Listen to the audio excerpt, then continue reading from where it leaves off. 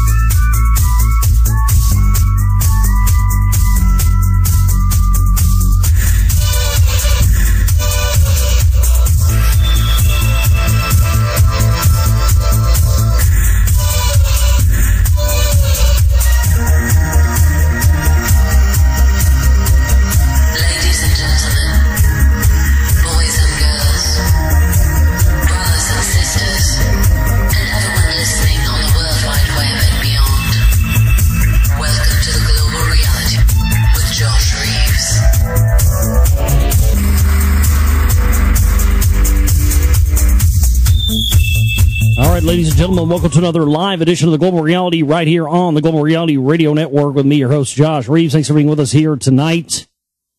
And we are going to be broadcasting here live and getting into some news and information for you on the show.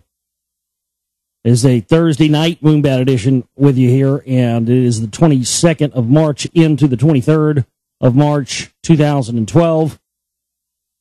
So thanks so much for being here with us, and we're going to get through some of the various news items we have to get through today. There was not very much stuff yesterday, not enough to do a show, so went ahead and skipped that.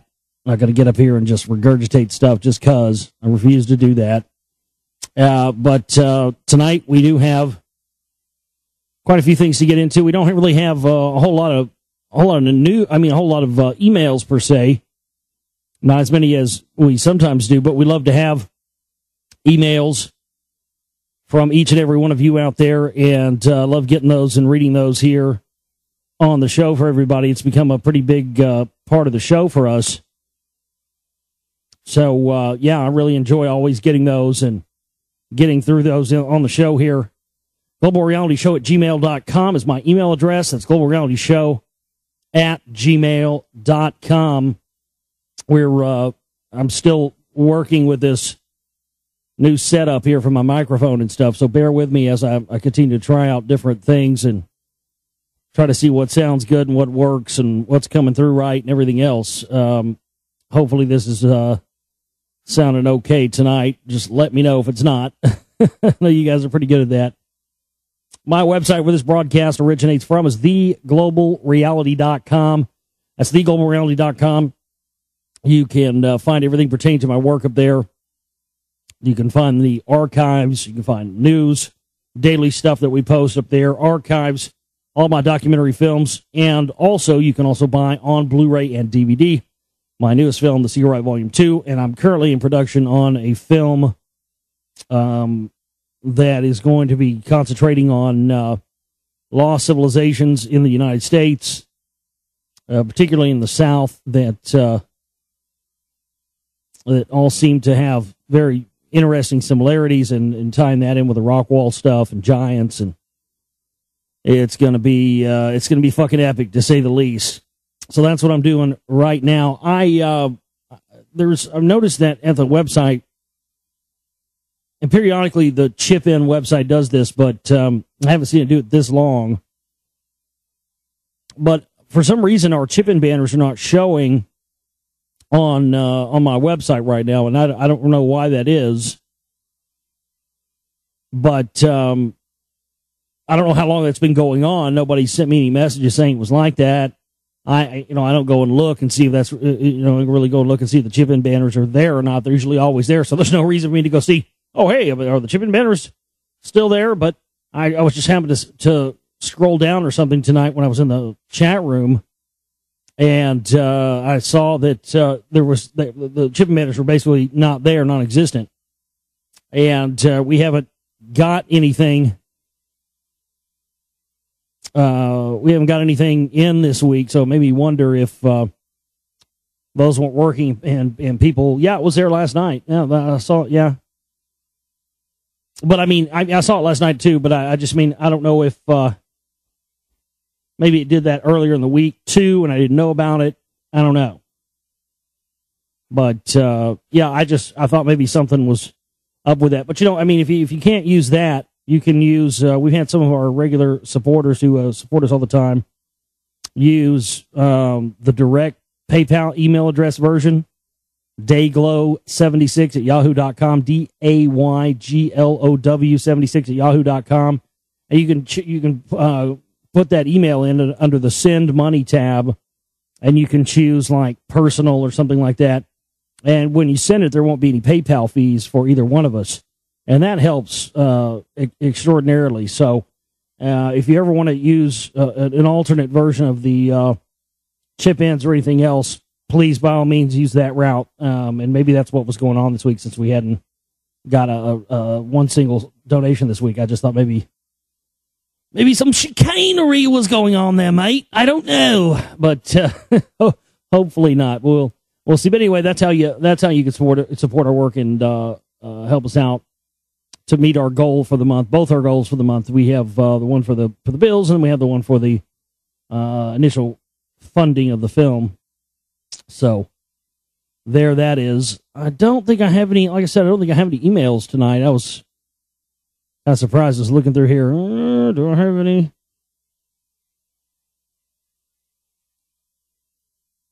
Sometimes I get emails from some people, and they're really good, but I just can't read them on air because, like, literally, they're like fucking novels. I mean, literally, it would take like a 3 or 4 hour, 5 hour show to read some of these emails I get sometimes. And I read them, I'll sit there and read them myself and go through it if it's good info and stuff. And they seem to have a point, but I just can't get up here and read your 4 or 5 hour email. It reminds me of those callers I used to get back when I used to take phone calls, and you always knew they were trying to hijack your show because they'd call in and they'd just talk and talk and talk and talk and talk and wouldn't give you any kind of, any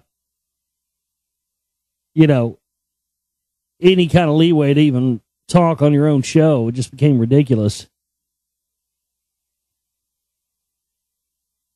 Let's see what we have here in the news pile. Let's just start at the beginning and work our way all the way down. How about that?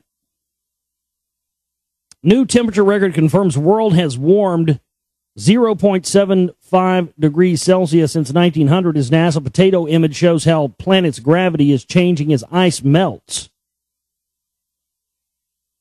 So they're saying now that because of climate change, which, again, when you know about these sun cycles and these things, or planetary changes that are based on cycles, you can really see through the bullshit of all of this stuff.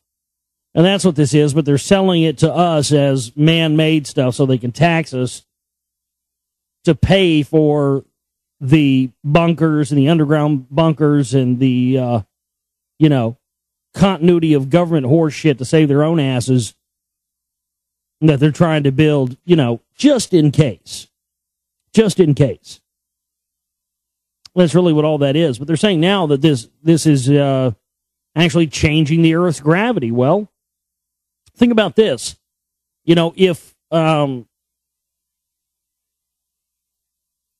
whole thing about the Great Flood and all that stuff, the deluge, all that stuff is just bullshit, right? Well, we know it's not from the mineral deposits and all the other data, but riddle me this, Batman. How did the Earth's atmosphere, the entire Earth's atmosphere, shrink a great deal because of, some flood? Because it rained. There's storms. I mean, come on. There was something going on, and I think that was some sort of, technology that these people had. It was some sort of weather weapon or something else, because this wasn't just, a storm that came and wiped everything away. It says, in the Sumerian text, the Anunnaki ordered this flood. And I think that we can start in many cases, when we see that terminology used in ancient writings, you know, when it says such and such God ordered this or deemed this or, you know, bequeathed this or whatever it may be, you know, Anu decreed the earth to be destroyed because of the, you know, their creations and whatnot. But what if when they're saying, you know, decreed or announced or whatever, they're really meaning gave the order for this weapon to be launched?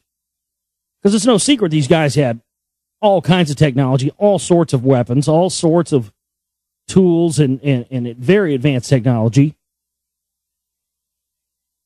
And they were able to use a weapon, probably something that I would think they probably used an electromagnetic weapon, probably some massive electromagnetic. Maybe that's what something like, you know, the rock wall is. I mean, that thing's got piezoelectric properties to it. It vibrates and, you know, it seems to have power within it, you know, vibration, sound, frequency, resonation.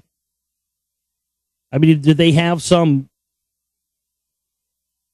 Stone Age version of harp that was made out of rocks and crystals, and when you applied frequencies to it, the fucking thing could vibrate at such a rate it could cause the ocean? I mean, remember the rock wall's right there on the on you know, it was at that time when it was built. It was a flood. It was right. It was a seawall, so it was right on the ocean. So if you had something right there that, with all that force of vibration and frequency, right, you know, on top of the ocean, of a sea, and you had that much frequency and electromagnetic energy in that release, what would it do? It'd cause all that water to just push out, probably enough to cause a flood and a tsunami and enough cataclysm to just, you know, catch like wildfire and sweep over the earth. But whatever it was and whatever caused it, and this is a scientific fact, you can go and look this up. There's a video that I posted on my Dayglow 76 Global Reality channel on YouTube. It was from the 90s, I think. It was a documentary about giants. It had like Jim Mars and some kind of David Hatcher Childress and Brad Steiger and a couple other people in it. But they talk about that in there, about how the Earth's atmosphere prior to the Great Flood, when the giants allegedly roamed the Earth, you had a much higher atmosphere, which allowed things to grow to a much bigger scale, and that after the Great Flood, you had a diminished atmosphere, which caused everything on Earth to be dwarfed and be smaller than it was before.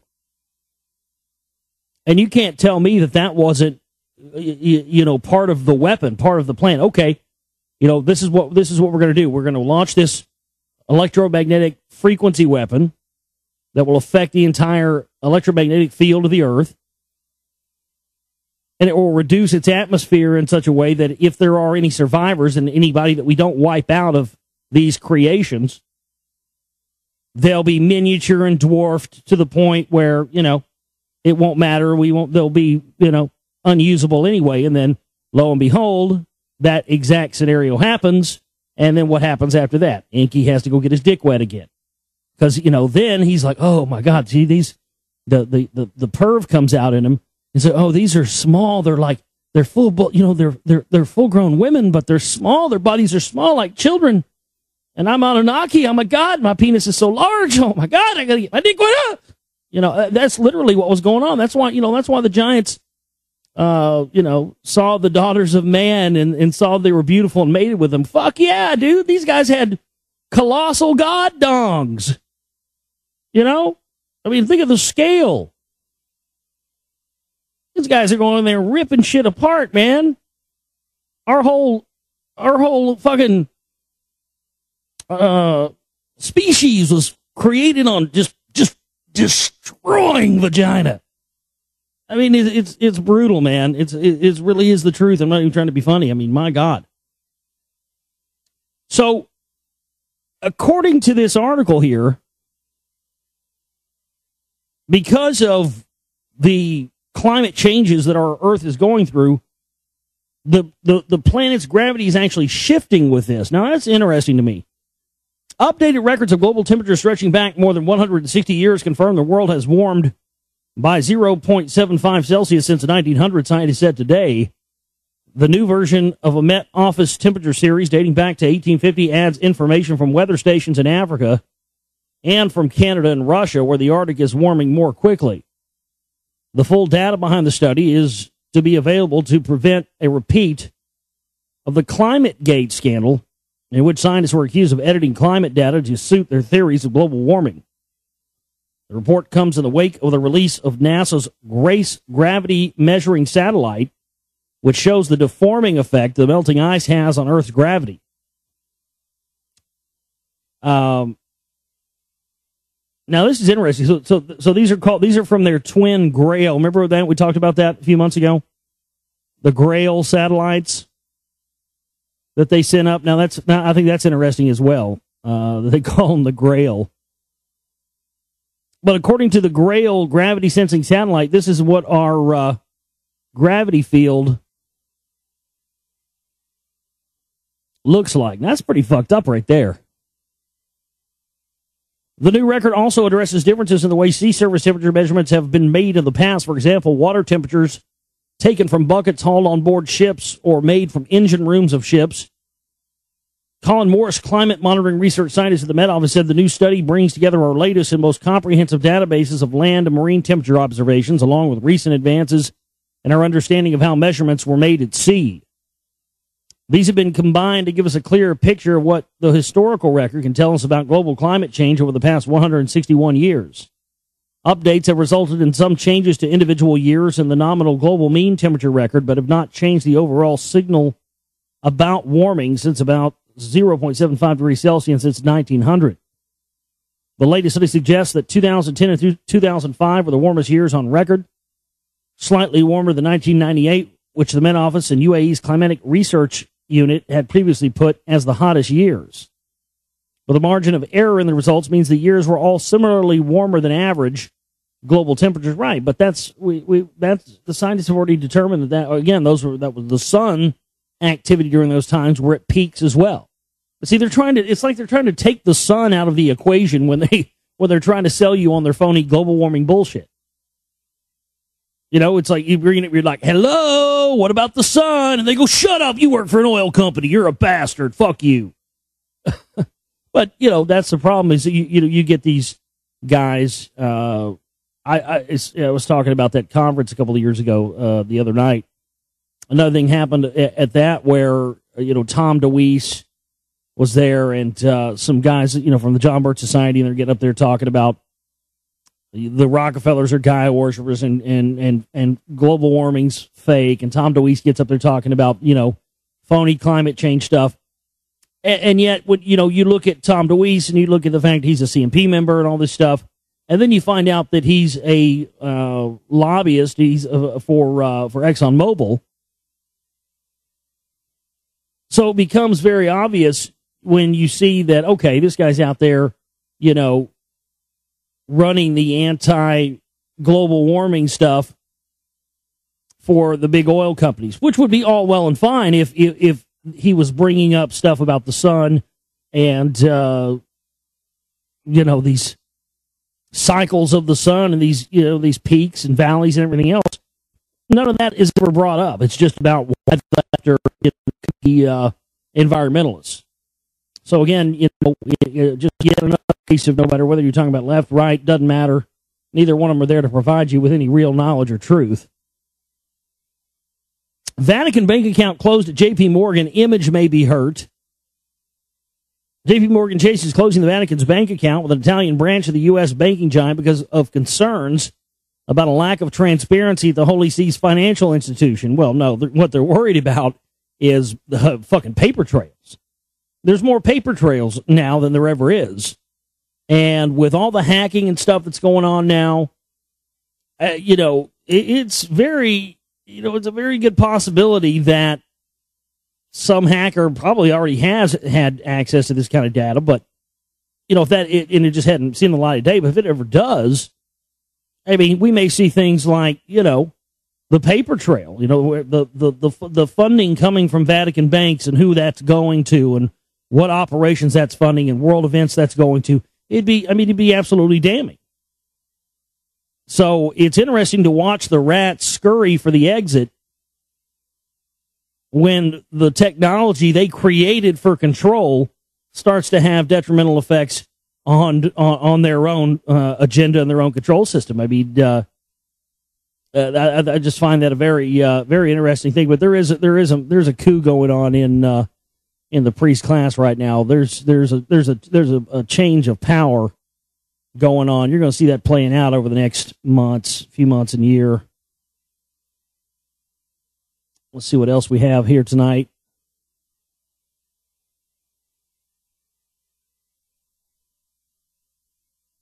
Supreme Court rules biotech company cannot patent the laws of nature. That was nice of them. Glad you guys nipped that one in the bud. Good looking out, partner.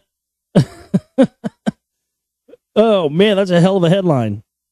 Biotechnology industry officials are warning that a U.S. Supreme Court ruling on patent rights this week could have a chilling effect on the development of personalized medicine.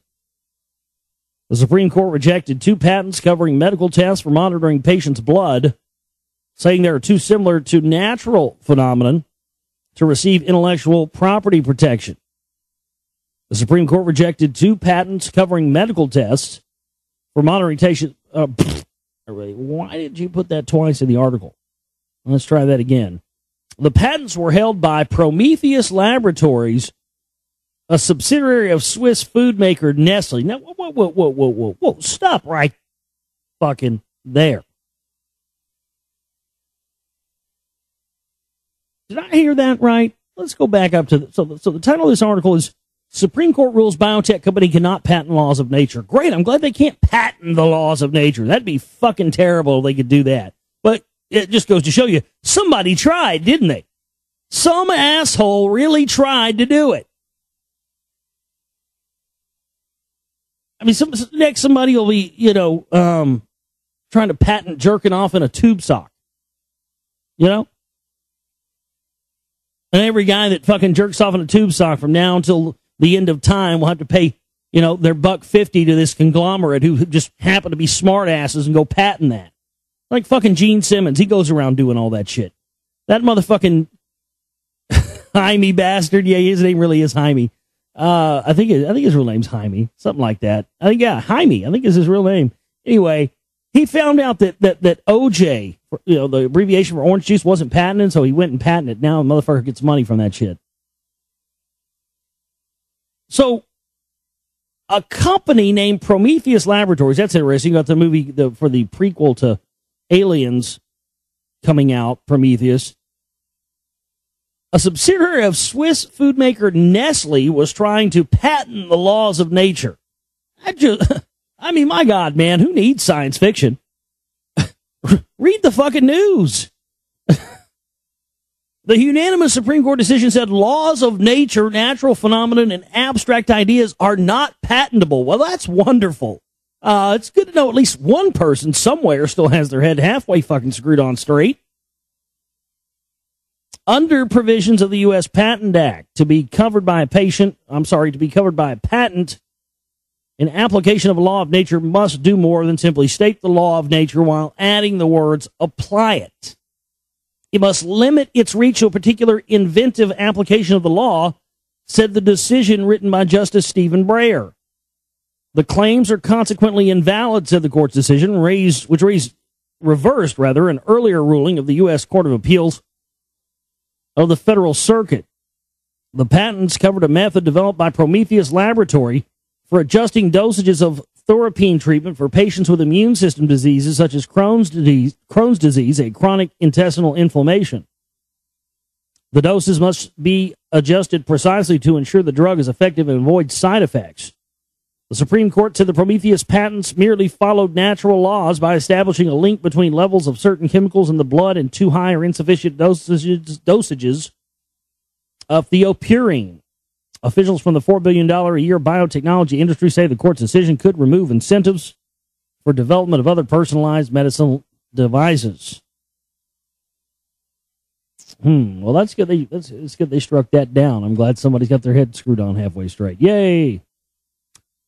We talked earlier in the week about the Invisible Children guy whose mind control programming apparently snapped right after. I mean, my God, whose video, your video goes viral and then your natural instinct is just go nuts.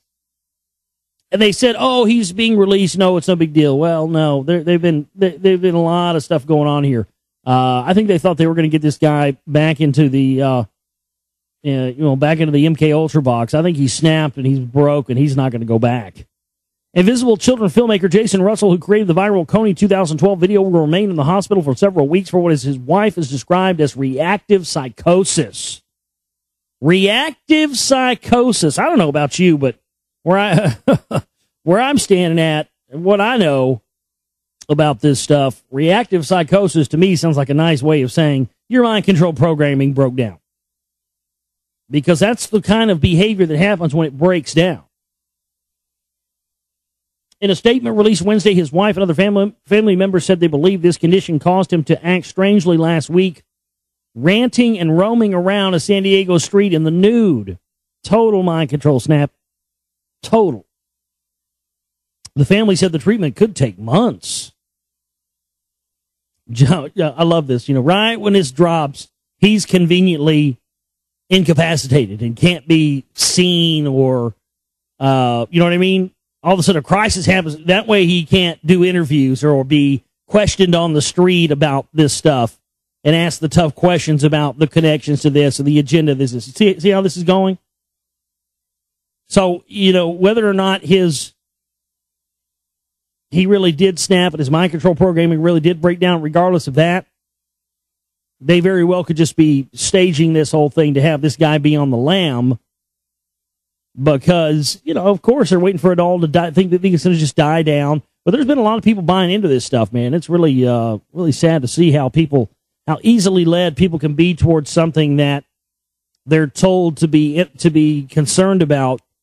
But yet, if your average person tries to get the average person to be interested in issues or topics or things that, are even way more important than this staged Coney horseshit, people don't want to have anything to do with it because, oh, well, everybody else isn't doing it, so I'm not going to do it either.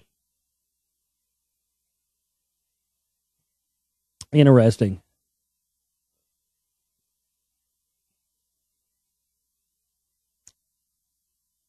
Is free will an illusion? Scientists, philosophers forced to differ. This from Live Science. Are you really in control, or is your every decision predetermined? Who is at your steering wheel? You, your genes, your upbringing, fate, karma, God?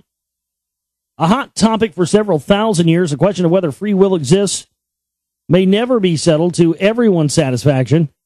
But in a series of new articles for the Chronicles of Higher Education, 6 academics from diverse fields offer fresh perspectives from the standpoint of modern neuroscience and philosophy.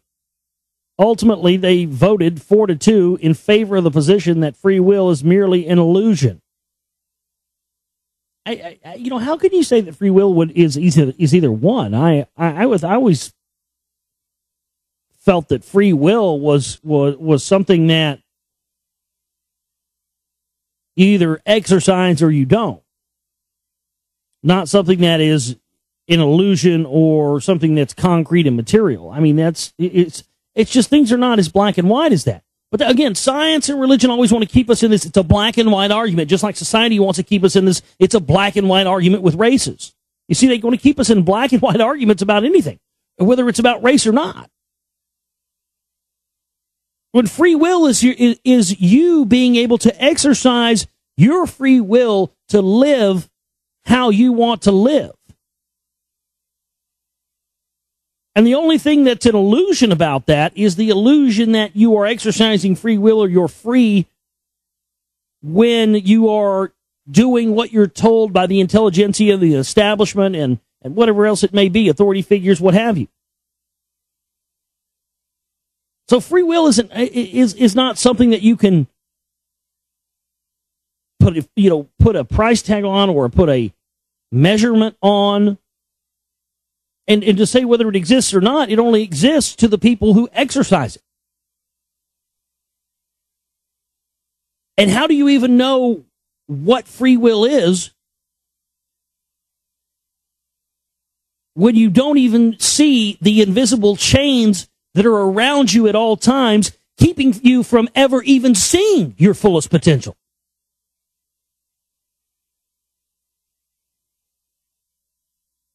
But they always want to take the intangibles and the things that you know, can be philosophized on for long amounts of time with nobody ever really being right or wrong, because it's just one of those things where, you know, when you don't have all the facts, you don't have all the data, you can't really say anybody's right or wrong. But this is a classic example here of how they want to try and, you know, put a scientific spin on anything that is esoteric or anything that may be unexplained forces of nature, because they're afraid that people are going to try and associate that with things to back up their phony religions. And of course, that is what they do. So, but again, nobody's telling the real truth. The only truth that lies out there is the truth you go and find for yourself.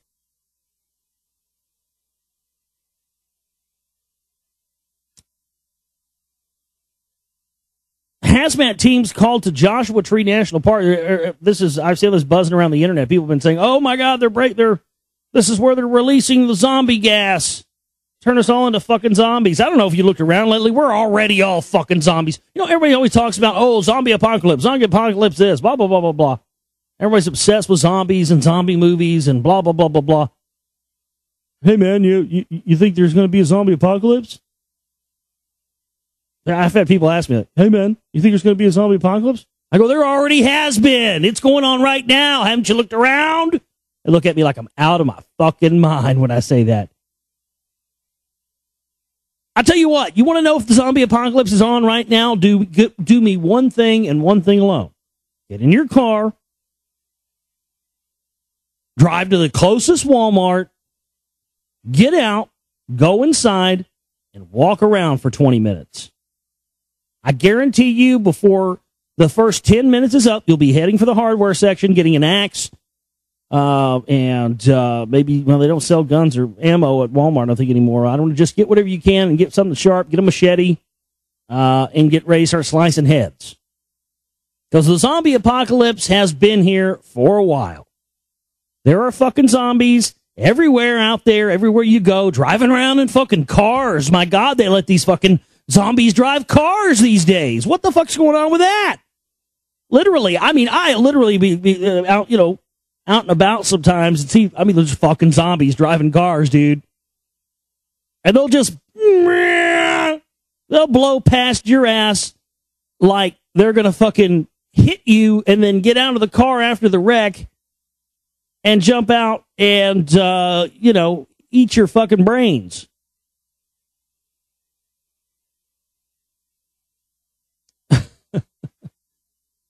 Oh, man. So I don't know what's going on there. This is interesting. We've been, you know, we talked a couple weeks ago about this, you know, theory of roaming planets and planets themselves being spaceships and free roaming around different star systems and different places, and maybe the possible that, you know, Nibiru and Earth and other planets may be that way. This is from Science Daily today, March 22nd, 2012. Runaway planet zoom at a fraction of light speed. 7 years ago, astronomers boggled when they found the first runaway star flying out of our galaxy at a speed of 1.5 million miles per hour. The discovery intrigued theorists who wondered, if a star can get tossed outward at such an extreme velocity, could the same thing happen to planets? New research shows that the answer is yes. Not only do runaway planets exist, but some of them zoom through space at a few % of the speed of light, up to 30 million miles per hour. These warp speed planets would be some of the fastest objects in our galaxy. If you lived on one of them, you'd be in for a wild ride from the center of the galaxy to the universe at large. Other than subatomic particles, I don't know anything leaving our galaxy as fast as these runaway planets. Such speedy worlds, called hypervelocity planets, are produced in the same way as hypervelocity stars. A double star system wanders too close to the supermassive black hole at the galactic center. Strong gravitational forces rip the stars from each other, sending one away at high speed while the other is captured into orbit around the black hole. For this study, the researchers simulated what would happen if each star had a planet or two orbiting nearby. They found that the star ejected outward could carry its planets along for the ride. The second star, as it's captured by the black hole, could have its planets torn away and flung into the icy blackness of interstellar space at tremendous speeds. A typical hypervelocity planet would slingshot outward at 7 to 10 million miles per hour. However, a small fraction of them could gain much higher speeds under ideal conditions. Current instruments can't detect a lone hypervelocity planet since they are dim, distant, and very rare. However, astronomers could spot a planet orbiting a hypervelocity star by watching for the star to dim slightly when the planet crosses its face in a transit. For a hypervelocity star to carry a planet with it, the planet would have to be in a tight orbit. Therefore, the chances of seeing a transit would be relatively high, around 50%. With 1 in 2 odds of seeing a transit, if a hypervelocity star had a planet, it makes a lot of sense to watch for them. Eventually, such worlds will escape the Milky Way and travel through the intergalactic void. And that's interesting. Interesting stuff there. So, I mean, there's a chance that, our planet at some point or some time was, in a completely different solar system or in a completely different star. Maybe that's what some of the records of the past, why some of the records from our distant past don't make any sense to us. And things like, what were found at the rock wall with some of these rocks, the magnetic field of these rocks being more powerful than the entire magnetic field of the Earth.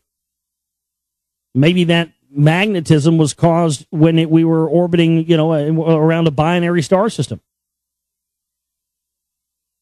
It's interesting, though.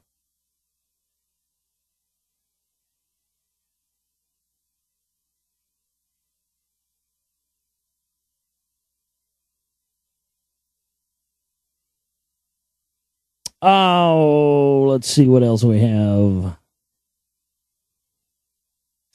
Well, I'm glad that this doesn't seem to be happening where I live, because I yell at my goddamn cat all the time. But those of you in Minnesota, Chaska, Minnesota, a man who was heard yelling obscenities at his cat was cited by police in Chaska, Minnesota. Well, there must be not a hell of a lot going on in that town. Jeez. Cops got time in that little fucking place to go ticket people for yelling at their cat in their own house. That's just, wow. According to the city's police department, neighbors called in complaining of the noise. Who are these fucking neighbors? The man who was not identified admitted to authorities that he had been swearing loudly at the cat. His defense to officers was that he is human. Police said that this is not the first time the man had been warned or cited for disorderly conduct. He was issued a new citation for disorderly conduct for the recent incident. Disorderly conduct for yelling at the cat? Oh, man. That's just too funny. Because, I love that. So your cat can send you to jail now. What about the little fucked up things that little bastard will do to you? Scratching your ass and put shit in a box that you got to keep clean and begging you for food. My cat has tried to sabotage my entire radio network. Literally, multiple times. He's pulled out terabyte drive power supplies with his teeth and unplugged UPS, universal power supplies, all kinds of stuff, dude. I don't get to press charges against him.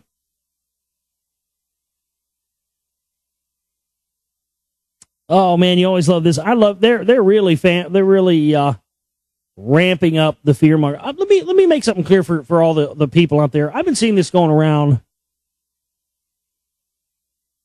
Just because a major news outlet has a lot of these major news sites like, Wired or Wired Magazine, Wired.com or Huffington Post or Scientific American or the London Telegraph or whatever it may be, they have a blog section of their online newspaper. And these are generally people they hired to write for them, and it's or sometimes it's not even that. It's just they give people blogs, and they're not even really official news people. But there's this trend in some of the alternative news websites to post these every time there is one of these. And it's funny that every time one of them is, there's always a lot of ones that are like, really fearmonger, New World Order type stuff. But they're always in the blog sections. They're never in the legit news. So you can see that, the people writing this stuff are writing this from, they're not writing this from a mainstream news perspective. But it is interesting to see this from the Scientific American blog. Effective world government will be needed to stave off climate catastrophe. So they're not even hiding this stuff anymore, especially the people that want this. And here we go. We've known this was coming for years. They're going to tell us that there is an outside threat of some kind. Kissinger talked about this many times, either real or promulgated. How quickly could we get people to form a global government if we told them there was an outside threat of some kind, either real or promulgated? The people would give up their rights to join into a New World Order. I mean, Kissinger said that over and over and over again. So that's, like I stated earlier, I've really said everything I really have to say about this earlier. I just thought it's funny. I see people shitting themselves over stuff that are blogs.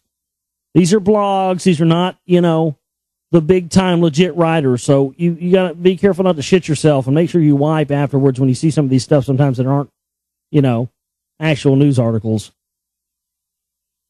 Scientists warn of ethical battle concerning military mind control. Advances in neuroscience are closer than ever to becoming a reality, but scientists are warning the military, along with their peers, that with great power comes great responsibility. A future of brain-controlled tanks, automated attack drones, and mind-reading interrogation techniques may arrive sooner than later, but advances in neuroscience that will usher in a new era of combat come with tough ethical implications for both the military and scientists responsible for that technology, according to one of the country's leading bioethicists. Everybody agrees that conflict will be changed as new technologies are coming on. Well, that's funny, isn't it? Conflicts will change as new technologies are coming, meaning there'll be different kinds of wars going on because of different kinds of technology, but it'll still be wars. It's just like when we watch science fiction and we see, these things. It's funny, when I was a kid, when I was growing up here in Dallas, back in the 80s, every morning when I was in elementary school, I'd get up.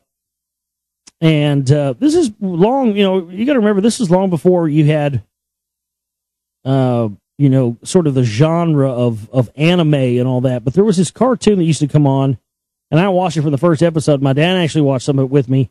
I remember my dad, when I was a kid, saying, "Man, this is a very, sophisticated cartoon. It's very, much beyond a lot of, kids' cartoons." And I was thinking back about that the other day, and I've talked about this here before on the show, but I went back and started watching some of that stuff, and I had all the comic books and everything, but Robotech, the first Robotech, the Macross saga, dude, I mean, that takes place between 1999 and 2012, and it's this story about this ancient alien technology that was left on the Earth, hundreds and thousands of years ago by a race of giants. Yeah, by a race of giants.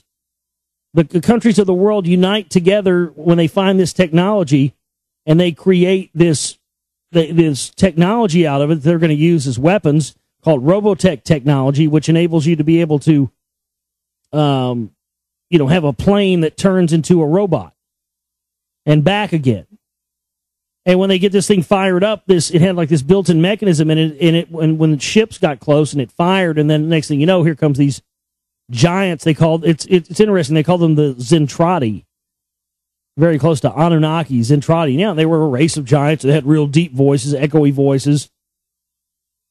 And I was looking back on that, and that series like pulled me in when I was a kid like no other, and to the point where, and if you ever watched the Macross, the other ones were all right. The Macross Saga was the best, but I mean, looking back on that now, I know why. I mean, it was like that's why I wasn't interested when I would go to school every day in the shit they were trying to teach me. You know, because I'd just been watching this, you know, very sophisticated cartoon, and, you know, and they're getting into some deep stuff here, you know. It was just mind-blowing to me to think about that the other night, and then see, you know, think about where my research is going, and just, you know, another example of this, of how long they've been putting this stuff into the culture. And how some of us have grown up where it's just been there our whole lives, you know. But I just love this article. There's going to be a serious ethical battle concerning military mind control. You think? I would hope so. Jeez. Oh, man, this is one you definitely got to file on, the what the fuck file. WTF. 2 human fetuses that were to be used in a religious ceremony were found in luggage coming from Cuba by customs agents at Miami International Airport, according to police. A Miami-Dade spokesman said today that the fetuses were found on January 30th in the bags of 2 Cuban-American women, one who was in her 60s and the other in her 70s, returning from Havana. Police say customs agents spotted one fetus when they x-rayed a clay jar and found the second when they opened the jar. One was male and one was female. Oh, yeah. Perfect for the ritual. The fetuses were to be delivered to someone in Miami and used in a rite for the religion Santeria, which is a mixture of Catholic and African beliefs widely practiced in Cuba, according to the Miami Herald. Yeah, Catholic and African beliefs. Yeah, make sure you get that right. The 2 women claimed they received the jar in Havana from a Babalo, a Santeria priest, and were asked to deliver it to someone in Miami, but they insisted they did not know what was in the jar. We're not charged with any crime. Well, you just let us take them fetuses off your hands, and we're going to let you go free on your own. Thank you. We're just going to go ahead and need to get those fetuses. We can let you through. We ain't going to charge you. We ain't going to give you any crimes, give you any jail time or anything, but we got to have them fetuses. Mm-hmm. David Rockefeller said he was getting a little hungry. Ugh. Fights over water will spark this century's war, says U.S. Just like the Bond film Quantum of Solace. You know, they've been saying that forever, but the thing about it is, it's all phony anyway. All the water shortages and all this stuff are being caused by design, by them, by these weather modification programs, silver iodine, and the rest of it. They can make it rain as much as they want. They can make it not rain as much as they want. Problem is, they still think we're all so goddamn retarded that we don't even know this stuff exists, when they've been admitting to it on their own for decades. The struggle over access to water supplies could spark global war in the next few decades, according to a new report from U.S. officials. The possibility of conflict over water mirrors the plot of a 2008 film, Quantum of Solace, starring Daniel Craig as James Bond. That film centers around a plan to extort money from the Bolivian government by cutting off the country's access to fresh water. U.S. intelligence agency said in a report released on Thursday that drought, floods, and lack of fresh water may cause significant global instability and conflict in the coming decades as developing countries scramble to meet demand from exploding populations while dealing with the effects of climate change. All by design, all so they can create, artificial scarcity like they do everything. That's why they wanted to control everything, so they can create and control the artificial scarcity, because whoever controls the artificial scarcity is going to control everything. How many movies have we seen this in? Wasn't that in fucking Total Recall? Guy was controlling all the air on Mars from the ancient alien air supply thing in there. Could life hop between worlds in a solar system in the form of living microbes carried through space on rocks? Scientists have simulated rocks hurtling through the distant Gliese 581 system, the solar system thought most likely to harbor life due to its upper Earth planet D, which falls in a habitable zone where liquid water could exist. One of the big scientific questions is, how did life spread, says Professor Jay Malash. In our solar system, a lot of exchange that takes place. It's quite possibly life started on Mars and came to Earth. There's also been a great deal of discussion about the possible spread of life in the universe from star to star. Moon rocks in Mars meteorites have been found on Earth, which led Malash to previously suggest living microbes could be exchanged among planets in a similar manner. Brock examined the Gliese 581 planetary system because planet D, known as a super-Earth, falls in a habitable zone where liquid water could possibly exist. Lacey has found that somewhat surprising result that it is very difficult for materials to spread throughout the system in the same way it could take place in our solar system. So, is this like panspermia theory stuff here? That's what it sounds like to me. This is interesting, though. I've heard people talk about this, about, the fact that Mercury being so close to the sun, still has very spots that are very, ice cold, when you wouldn't think that it would. Could ice lurk at Mercury's poles? NASA probe finds bright deposits deep in shadowed craters on the planet's hot surface. Water ice could survive at Mercury's poles, according to data from NASA's MESSENGER probe, shielded from the sun's scorching rays deep inside permanently shadowed craters. The planet, the innermost in our solar system, can reach temperatures above 400 degrees Celsius, but scientists have wondered whether radar bright deposits seen in scans might be water ice. NASA's MESSENGER probe has sent back images that show the bright deposits map to dark craters in permanent shadow, lending weight to the theory that they might be ice. We never had the imagery available before to see the surface where these radar bright features are located. MDIS images show that all the radar bright features near Mercury's south pole are located in areas of permanent shadow. And near Mercury's north pole, such deposits are also seen only in shadowed regions. Results consistent with the water ice hypothesis. Okay, so what? What's the big deal about that? I'm reading this article, it goes on and on and on. But they're not really telling us anything why that's important. And don't you love reading news stories like that? It happens to me all the time. You'll read through these and you get to know, okay, what was the point of that story? What are they doing? Sometimes if you really know what's going on, you're paying attention, you go, it's talking about this. But if you don't have any context, and you're just like, what the hell was that about? Most powerful laser pulse in history is fired in the U.S. nuclear fusion plant as scientists bid to harness the power of the H-bomb. The most energetic laser shot in mankind's history was fired at the stadium-sized National Ignition Facility in California this month. Now, that's the National Ignition Facility. I talked about that several years ago. Is producing these lasers at such high intensity that some people have believed that they're attempting to open up. That indeed is where they're attempting to open up the Stargate, is at the National Ignition Facility. Now, if you do some research into the National Ignition Facility, I bet you'd find some things on your own that would probably support that idea. I dare you to research it. National Ignition Facility. On March 15th, an array of 192 lasers fired a shaped pulse of energy that generated 411 trillion watts. 411 trillion watts of peak power. 1,000 times more than the whole of the United States uses at any one moment. The pulse is a historic moment for the fusion facility, which aims to generate power using a nuclear fusion reaction, similar to what happens in hydrogen bombs. The pulse only lasted for 23 billionths of a second.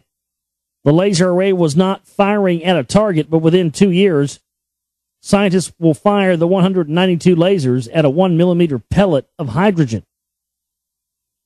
The NIF scientists hope that it will light the fuse for a fusion reaction, the reaction that powers stars, which will release more energy than the lasers put in. controlled nuclear fusion, the reaction is in a hydrogen bomb is uncontrolled, is a holy grail of clean energy that scientists have sought to crack since the 50s. Because of the incredibly short duration of the pulse, the total amount of energy required is not as huge as it sounds, as it is stored in huge battery-like capacitors at NIF. This event marks a key milestone in the National Ignition Campaign's drive towards fusion ignition. They've had fusion and all that stuff. They've had it all for years and years and years, shelved. They kill off every person that comes out with a dude. Now this is an artificial rollout.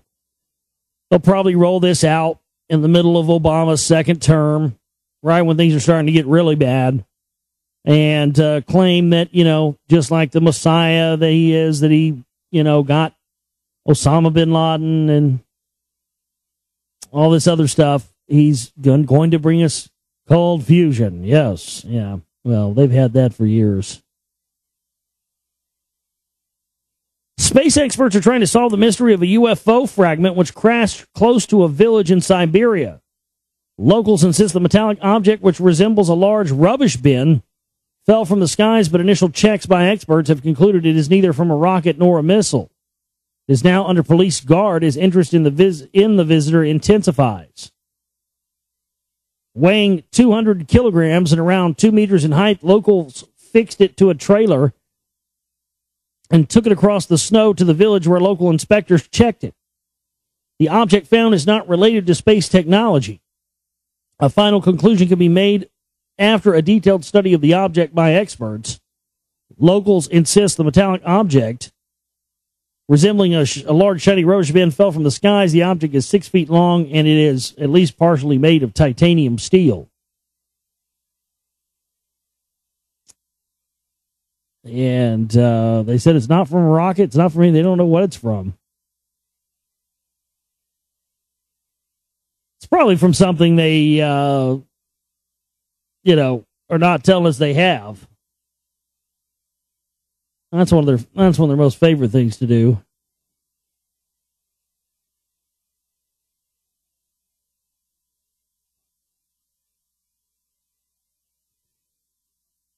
Microquake near Wisconsin City bothered by booms. Now they're saying that the mysterious sounds of Wisconsin we were talking about are now being caused by earthquakes.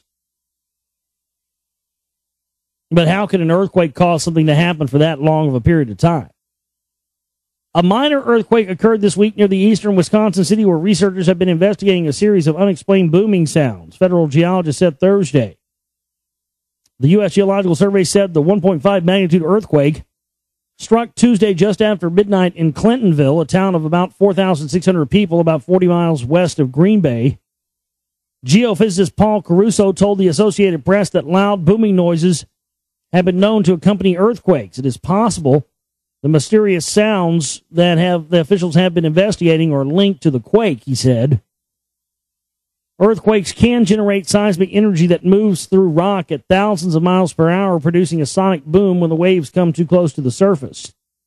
I still think it's probably, it could be anything. I don't know. People speculate they're building underground bunkers. It could be anything, but I see how they're trying to cover it up under the rug as quickly as possible. That lets you know what's up there. That there's definitely something they don't want us to know, so they're trying to. Oh, it's swamp gas, yeah, swamp gas. That's it, yeah. Oh man, oh man, oh man.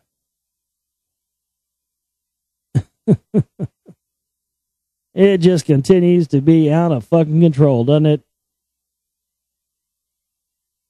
All right, ladies and gentlemen, back here with you on the Global Reality, right here on the Global Reality Radio Network with me, your host, Josh Reeves. Thanks for being with us.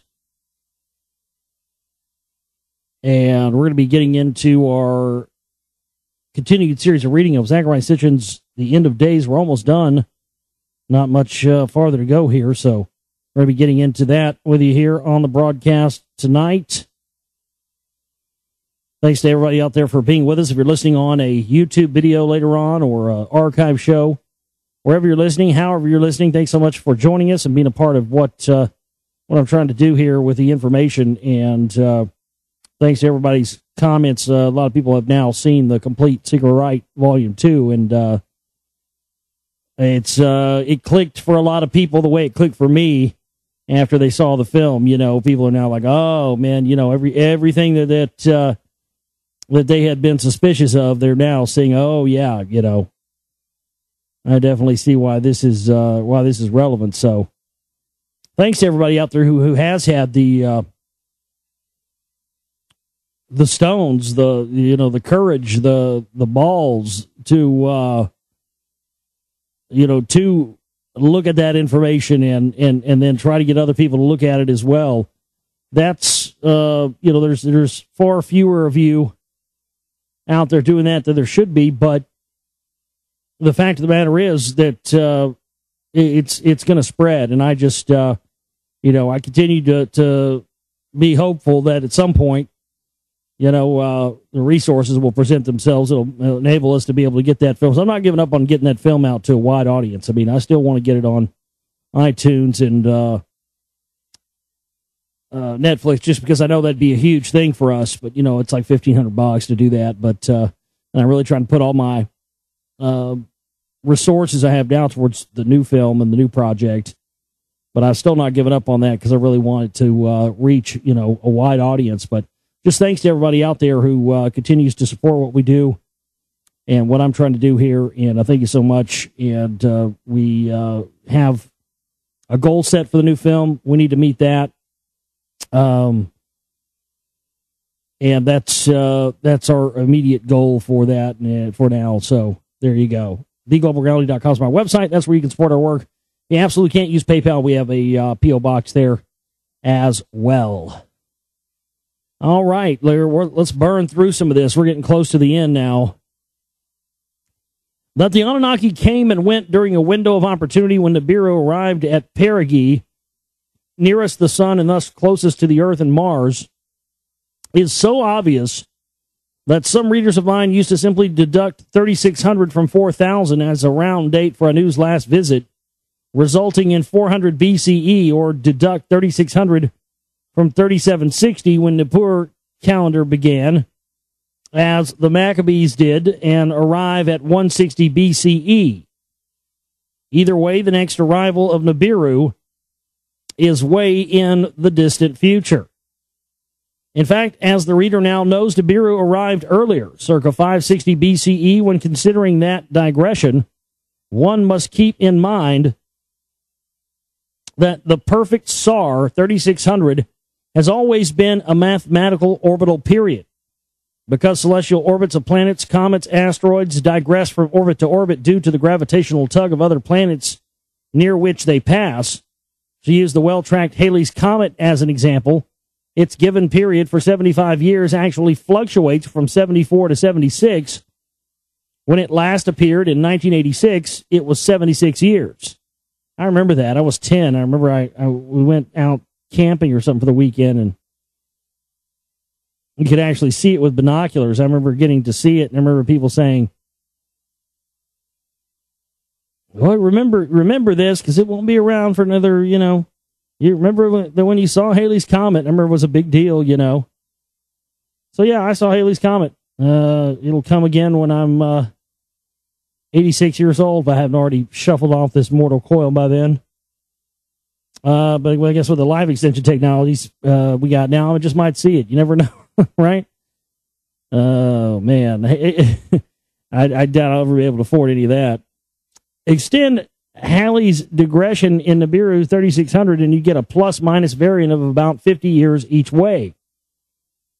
There is one other reason for wondering why Nibiru had digressed so much from its wanted SAR: the unusual occurrence of the deluge circa 10900 BCE.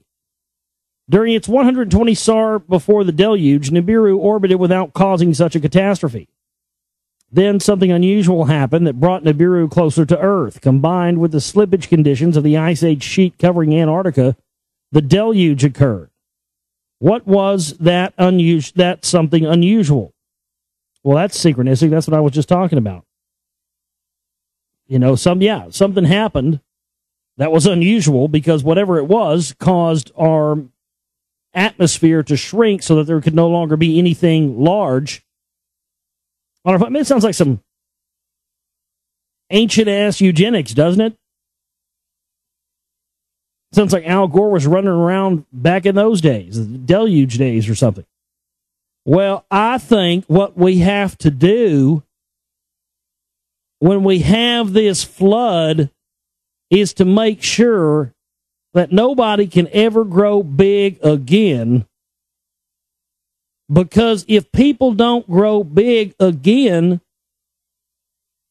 then we will use less resources. And you need to buy my movie, Inconvenient Truth. It's out right now. Yeah! Maybe that's what it was. These big fuckers eat too much. We need to shrink these hoes down a little bit. And so, we'll just make more of them. We'll just program them to want to fuck constantly. Program them to want to, do nothing but procreate the species. Fuck, bang, bang, bang, bang, bang. Dick wet, dick wet, dick wet, dick wet, dick wet. So we'll produce more of them since they'll be, smaller. Does sound like there was some thought behind that, doesn't there? The answer may well lie farther out in our solar system, where Uranus and Neptune orbit.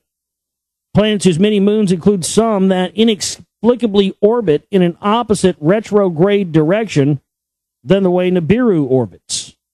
One of the great mysteries in our solar system is the fact that the planet Uranus literally lies on its side. Its north-south axis faces the sun horizontally instead of being vertical to it. Something gave Uranus a big whack sometime in the past. Something gave Uranus a big whack. Whack. Yeah, Uranus. NASA scientists said, without venturing to guess what the something was, I have authored and wondered whether that something was also what caused that huge, mysterious chevron scar and an unexplained plowed feature that NASA's Voyager 2 found on Uranus's moon Miranda in 1986. A moon that is different in numerous ways from the other moons of Uranus. Could a celestial collision with a passing Nibiru and its moons cause all that? In recent years, astronomers have ascertained that the outer large planets have not stayed put where they were formed, but have been drifting outward away from the sun. The studies concluded that the shift has been most pronounced in the case of Uranus and Neptune, and that can explain why nothing happened out there for many Nibiru orbits, then suddenly something did.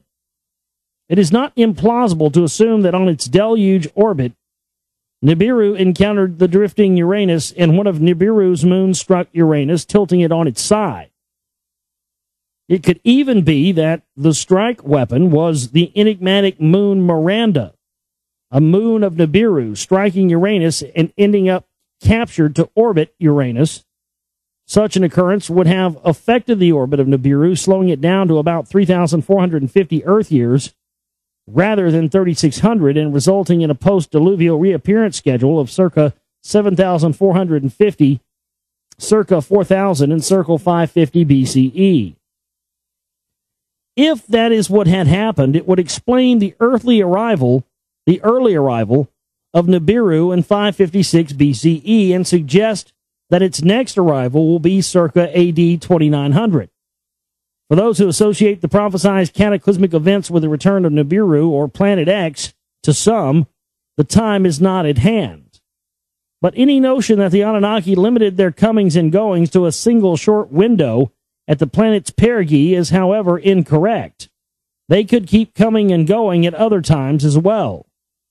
The ancient texts record numerous instances of back and forth travel by the gods with no indication of a link to the planet's proximity. There are also a number of tales of Earth, Nibiru, travel by Earthlings that omit any assertion of Nibiru seen in the skies, a sight stressed, on the other hand, when Anu visited Earth circa 4000 BCE.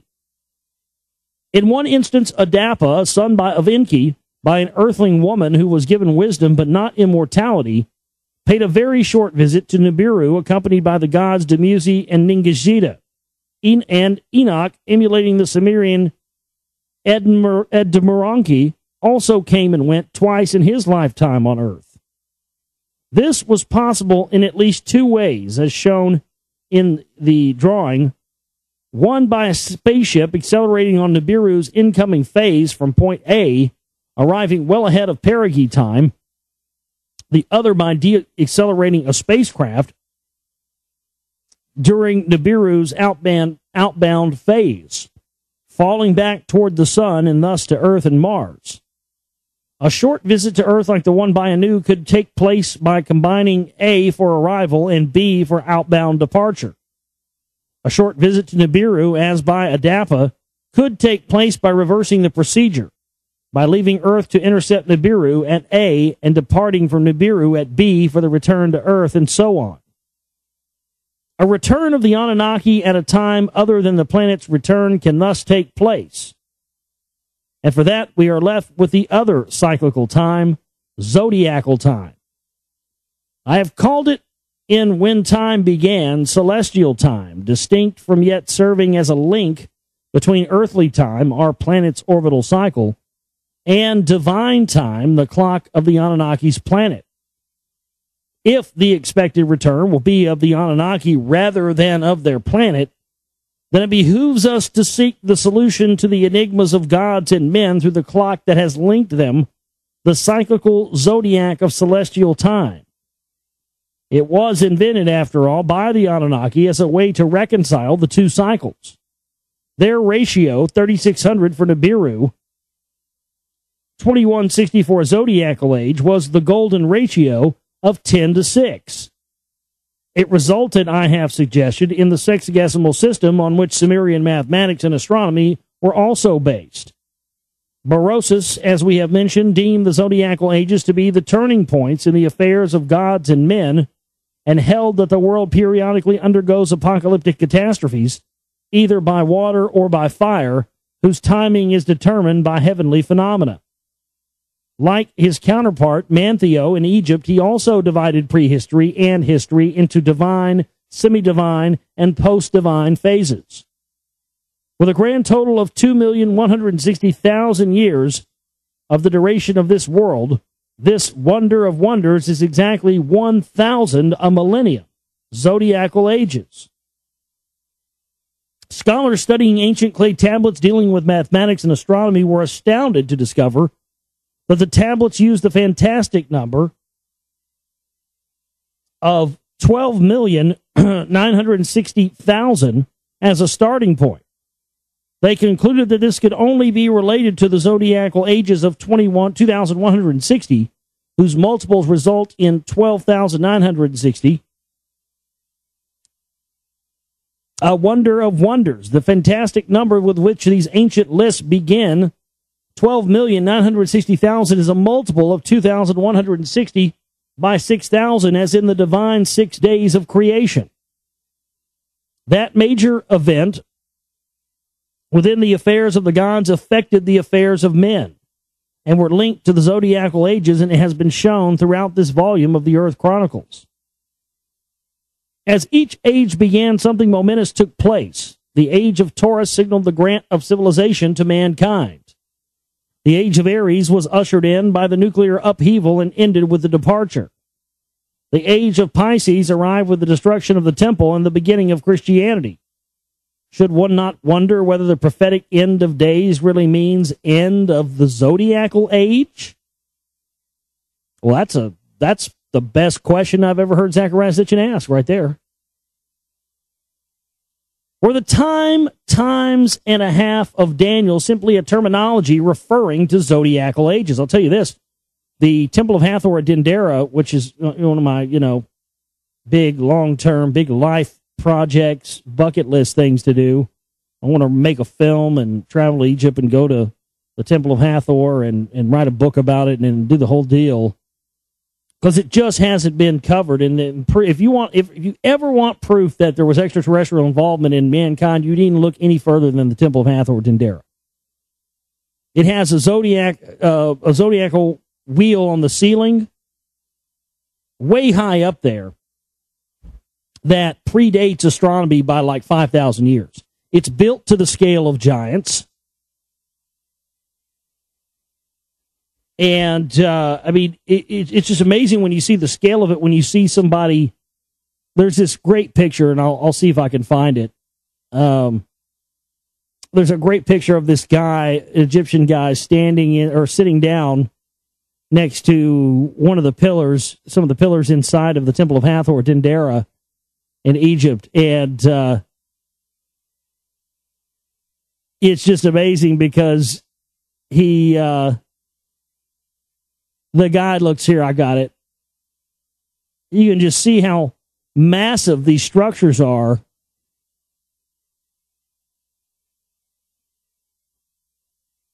And, of course, as usual, Chitango took a shit and won't allow it to be posted. What a big surprise. Fucking Chitango.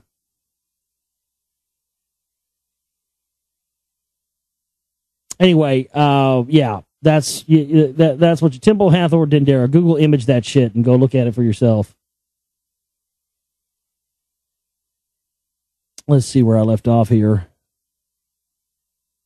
The possibility was pondered some 3 centuries ago by none other than Sir Isaac Newton, best known for his formulation of the natural laws governing celestial motions, such as planets orbiting the sun. His interests also lay in religious thought, and he wrote lengthy treatises about the Bible and biblical prophecies.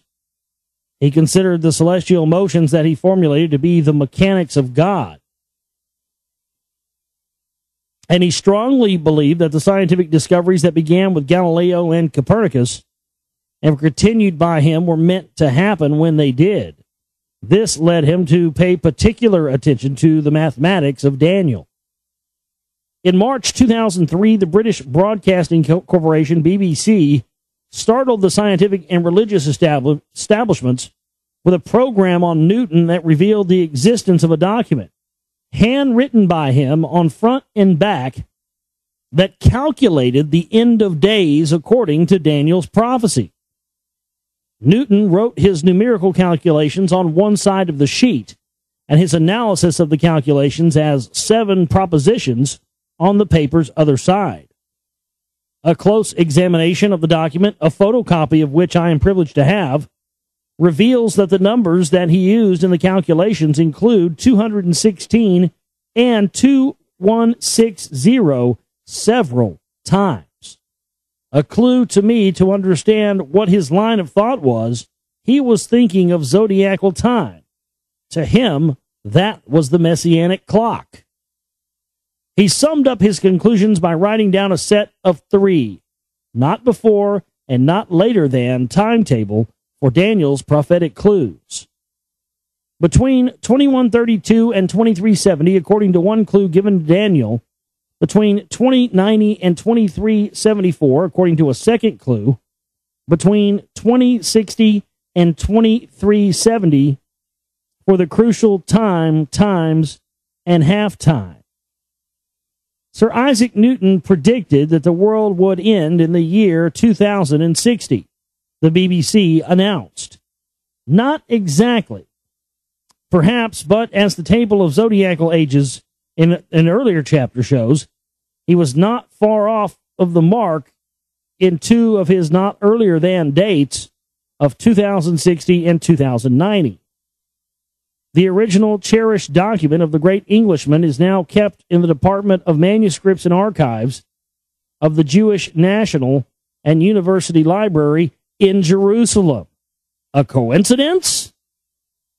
It was in my 1990 book, Genesis Revisited, that the Phobos incident, a hushed-up event which was first publicly revealed, it concerned the loss in 1989 of the Soviet spacecraft sent to explore Mars and its possibly hollow moonlet called Phobos.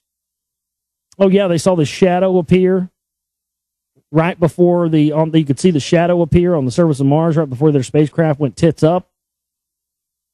In fact, not 1 but 2 Soviet spacecraft were lost, named Phobos 1 and Phobos 2 to indicate their purpose to probe Mars's moonlet, Phobos.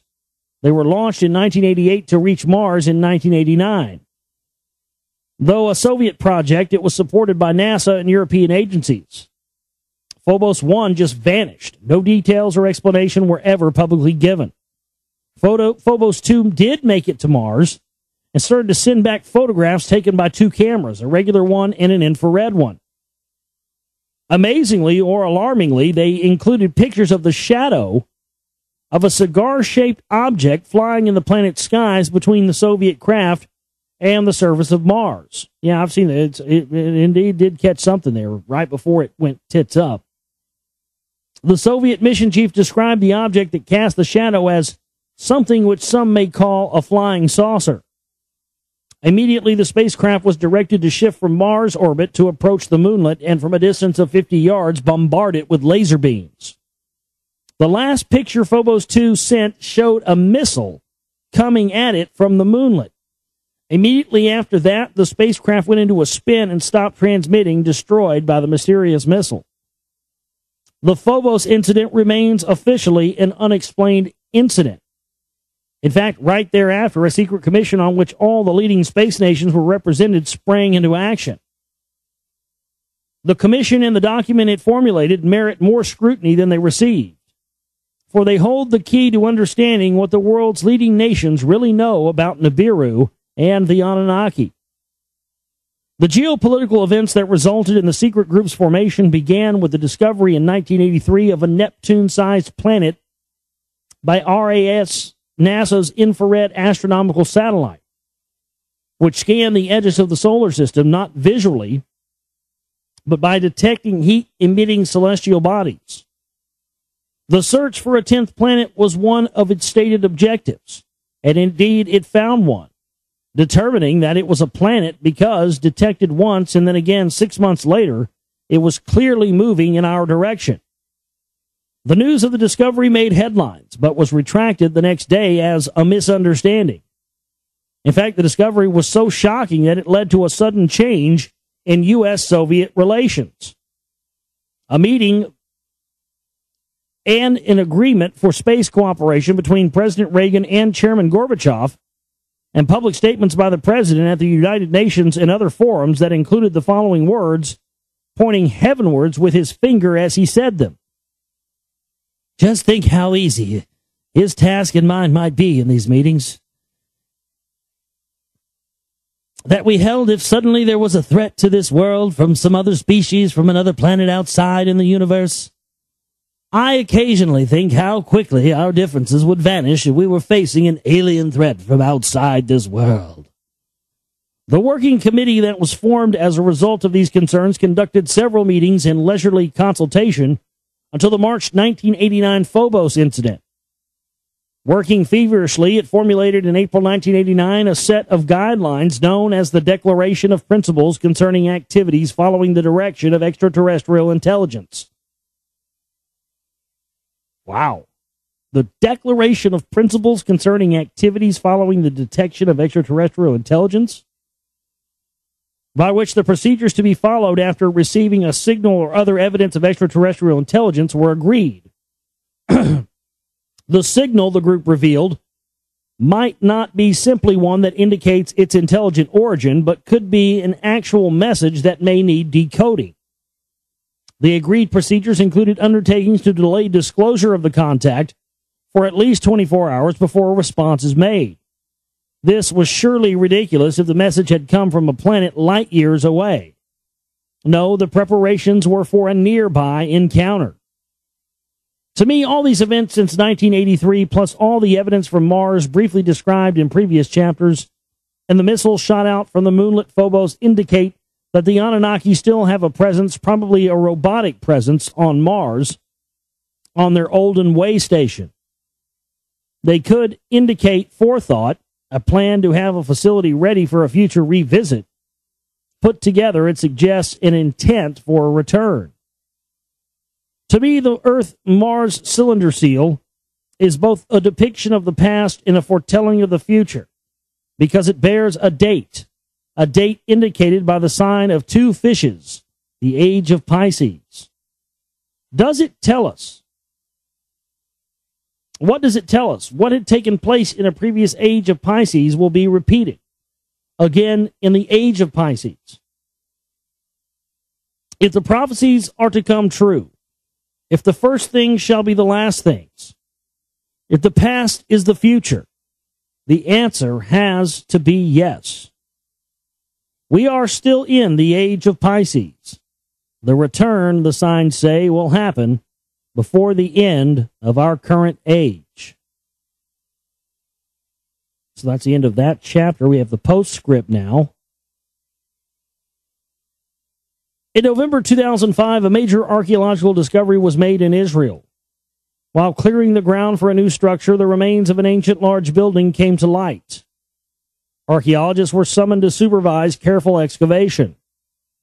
The building turned out to be a Christian church, the oldest one ever found in the Holy Land. Inscriptions in Greek suggest it was built or rebuilt in the 3rd century A.D. as the ruins were cleared. A magnificent mosaic floor came into view. In its center was a depiction of 2 fishes, the zodiacal sign of Pisces. What is significant about that?